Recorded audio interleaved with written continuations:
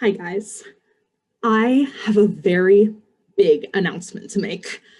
It's taken a while for me to come to this decision, and to be honest, it was a difficult one to make.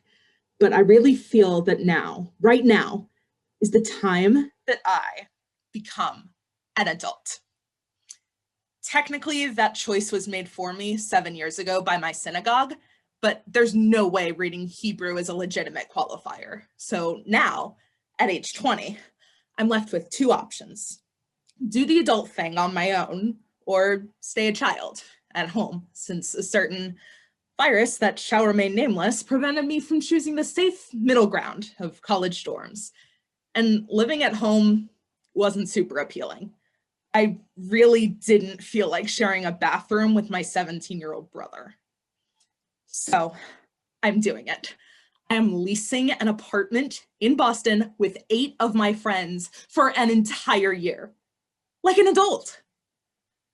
Oh boy. Preparations for finding and filling an unfurnished home in the middle of a global pandemic went about as smoothly as you'd think for a group of 9 undergrads in Boston. But suffice it to say, approximately 4 realtors later, we all signed the lease and were absolutely raring to fly from our respective nests. Because 7 unexpected months of settling back into the nest you lived in when you were still a hatchling takes a toll. And it's good to get away from that. Any self-respecting bird would feel at least a little bit suffocated in that ever-increasing pile of its own downy feathers and collections of detritus and half-empty water bottles and cups it never took back to the kitchen. Even though, really, Ariel, it's only 10 feet away. You can walk the 10 feet. I know you can. Well, yes, I can. But somehow it just felt easier to go the 1,200 miles in one fell swoop, instead of the 10 feet to my parents' kitchen, back and forth, over and over for the rest of my conceivable life, or until my house ran out of cups. It was time for me to spread my wings, roll up my sleeves, and craft a nest of my own. Don't waste your time trying to picture how a bird rolls up its sleeves. I've been down that road already. Basically, the sleeves are made of feathers and they fold back like I'm in an episode of Tom and Jerry, and that's all you need to worry about. So instead of picturing that, picture this. I, a bona fide adult, bought furniture for my entire apartment, and I did it all by myself. Okay, so I may have needed to call my grandma when I was in the mattress store so she could make certain I wasn't getting scammed. And I was. And my grandpa did take a bit of time out of his day to look through the lease before I signed it and make sure my friends and I weren't getting screwed. And we were.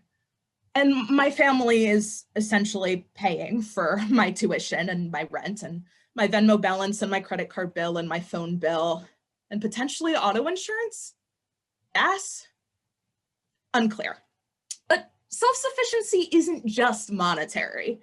And if I can't rely on my grandma's shopping expertise or my grandpa's rusted but still intact realty knowledge, what can I rely on in this world? So yeah, I'm a house furnishing legend. But browsing Facebook Marketplace as it happens does not adulthood make.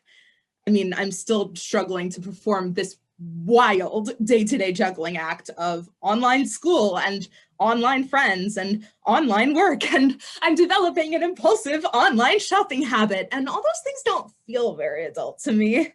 I mean, I'm sure you guys have the adult thing down. You pay your electricity bill and you don't have to wait for an email from your landlord or a Venmo request from your roommate. You do your taxes. You know how to do your taxes. You do know how to do your taxes, right? Can I talk to you after this?